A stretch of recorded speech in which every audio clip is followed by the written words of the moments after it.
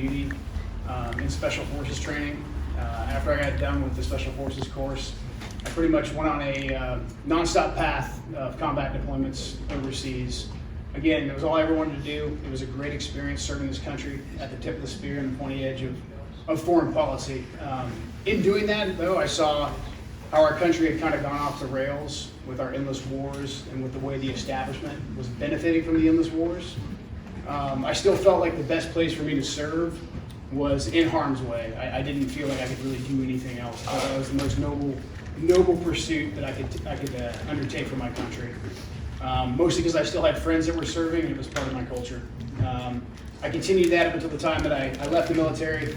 I didn't really leave the military. I went and worked in the CIA for a little bit, up until the time that my wife, who was also a special operator, was killed in Syria in January of 2019. So my wife Shannon was killed at a pretty pivotal time in our country and during the Trump administration. So just a month before Shannon was killed, the territorial caliphate of ISIS was defeated thanks to President Trump. I fought against ISIS in 2016 under the leadership of President Obama, and we were hardly fighting. We were there, we were in harm's way, but we were not fighting. Under President Trump, we were given the resources and the authorities that we needed to crush ISIS, and we did. And so when President Trump hit that clear military objective, he said, let's get our troops out. That's what I promised to do. And then from there, we all saw what happened next. The establishment, the swamp, turned against them. They started stabbing him in the back. They went to the media and made it sound like he had no idea what was going on. And then my wife was killed in Syria. My wife, and she was killed with 3 other great Americans. I knew at that moment that I needed to start speaking out. I'd lived my entire life essentially in the shadows. We're not supposed to talk about what we do in special operations with the CIA or that kind of stuff. So this is pretty brand new to me. But ever since Shannon was killed, spoke out as much as I possibly could in support of what Trump was doing, because Trump was restoring the will of the people of this country back to Washington, D.C., and aligning our foreign policy and what we do in the federal government to benefit the American people and not just the establishment. So I felt strongly compelled to speak out against that. I helped the administration to the best of my ability. They gave me a really good ability to speak directly to them from my experiences on the ground, because that's who Trump wanted to hear from. He didn't want to hear from journalists anymore. He wanted to hear from guys that had actually gone out there and fought. I did that all through the 2020 campaign. And then November of 2020 happened, and we all saw what happened next. The media, big tech, and the establishment moved to totally and completely take away our voices. And they did that in lockstep and unison, and they're still doing it. And they're trying to call all of us insurrectionists and all kinds of horrible things that we know aren't true. We know that we're patriots, we know we love our country.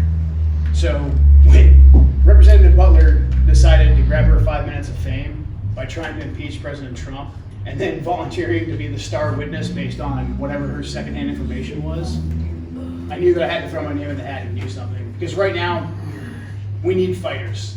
In a perfect world, politics would be conducted by very civilized, nice gentlemen and gentle ladies.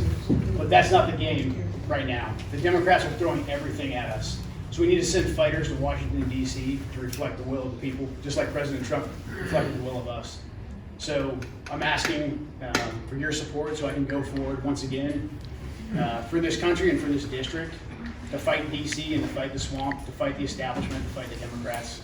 So the time to fight is right now. So I'm asking for your support. All that said, there's a bunch of us that are running to primary Jamie. And when the time comes, I know we're all going to unify and get behind whoever that person is, whoever it is that you guys pick. If it's not me, then I'm all in. Let's get behind whoever that person is. And let's get rid of Jamie, and let's push back against the Democrats and the establishment. So that's all I have. Thank you very much. Happy Christmas.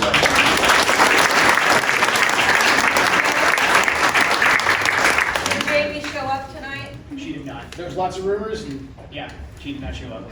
So did they censure her? Did that pass? Actually, I left before they did the final vote, but it sounded pretty certain. So What county is that? Clark. Clark County. Okay, Yeah. so for all county then? Yeah. No. Yeah. Thank you very much. Thank you.